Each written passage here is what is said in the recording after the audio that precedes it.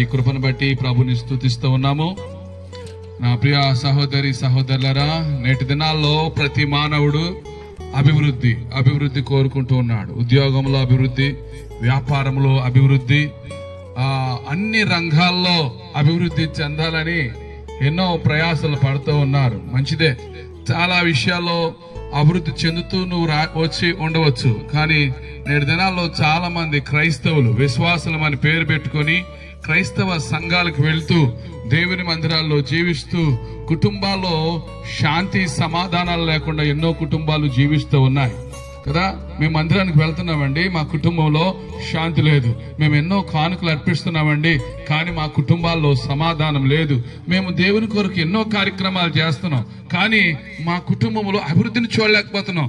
కారణం ఏంటి అని ఇలాంటి ప్రశ్నలు ఎన్నో మీ జీవితంలో వచ్చి ఉండవచ్చు. అయితే బైబిల్ గ్రంథంలో ఒక మాట చెప్పబడుతుంది. యోబు గ్రంథము 22వ అధ్యాయము 22వ వచనంలో మనం చూస్తే, 23వ వచనంలో కూడా చూస్తే, నీవు అభివృద్ధి పొందాలంటే అని ఒక ప్రశ్న వేస్తూ పైన చెప్తూ ఉంటాడు, దేవుని యొక్క నోటి ఉపదేశమును అవలంబించు. ఏంటంట? దేవుని యొక్క నోటి ఉపదేశాన్ని అవలంబించాలట.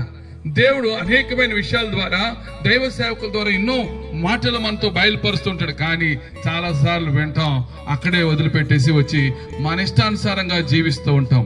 ఒకటి, మనం దేవుని యొక్క ఉపదేశాన్ని ఎప్పుడైతే మనము అవలంబించడం నేర్చుకుంటామో మన జీవితంలో అప్పుడే అభివృద్ధి అనేది ప్రారంభమవుతుంది. రెండో విషయాన్ని చెప్తాడు, మీ హృదయంలో ఆయన నోటి మాటలను ఉంచుకోండి అంటాడు. ఎక్కడంట? హృదయంలో లేనిపోయిన చెత్త, పనికిరాని విషయాలన్నీ మన హృదయాల్లో పెట్టుకుంటాం, కానీ మన హృదయాల్లో ఉండవలసినటువంటి దేవుని వాక్యాన్ని మాత్రం హృదయంలో పెట్టుకోం. మూడో విషయంగా చెప్తూ అంటాడు, నీ హృదయంలో నుంచి దుర్మార్గతను, నీ గుడారంలో నుంచి దుర్మార్గతను తొలగించండి అంటాడు. నేటి దినాల్లో చాలా మంది గుడారం అనగా మన హృదయమే. మన హృదయాల్లో లేనిపోయినటువంటి దుర్మార్గతను పెట్టుకొని దేవుని మందిరాలకు వెళ్లి దేవుని ఆరాధన చేస్తున్నాం. మరి ఎలా అభివృద్ధి వస్తుంది మన కుటుంబాల్లో? నువ్వు ఎలా దీవించబడతావు? నీ బిడ్డలు ఎలా దీవించబడతారు? నీ కుటుంబం ఎలా ఆశీర్వదించబడుతుంది? కాబట్టి నీవు, నీ కుటుంబాలు ఆశీర్వదించబడాలంటే ఈరోజు ఈ యొక్క చక్కటి మాటలు పరిశుద్ధాత్మ దేవుడు మీతో మాట్లాడుతున్నాడు. దేవుని యొక్క నోటి ఉపదేశాన్ని నువ్వు అవలంబించడం నేర్చుకో. రెండోది, నీ హృదయంలో దేవుని మాటలు ఉంచుకోవటం నేర్చుకో.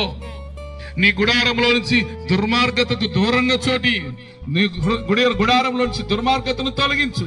అప్పుడు నీవు అభివృద్ధి చెంది నీ కుటుంబం దీవెనకరంగా ఉంటది. కనుక నా ప్రియ సహోదరి సహోదరుడా, నువ్వు ఎన్ని ప్రయత్నాలు చేసినా, నువ్వు ఎన్ని విధాలుగా నువ్వు ప్రయాసలు పడుతున్నా, నీ జీవితంలో క్షేమము, నీ కుటుంబంలో సమాధానం, నీ బిడ్డల జీవితాల్లో దీవెన కలగాలి అని అంటే ఈ మూడు విషయాలను నువ్వు ఖచ్చితంగా అవలంబిస్తే నీ జీవితంలో నిజమైనటువంటి సంతోషపు, ఆనందపు ఆశీర్వాదాలు పొందుతావని ప్రభు పేరట మీ అందరికీ తెలియజేస్తూ ఈ నా మాటలు ముగిస్తున్నాను. దేవుని కృప మీకు, మీ కుటుంబాలకి తోడై ఉండి నడిపించును గాక. ఆమేన్.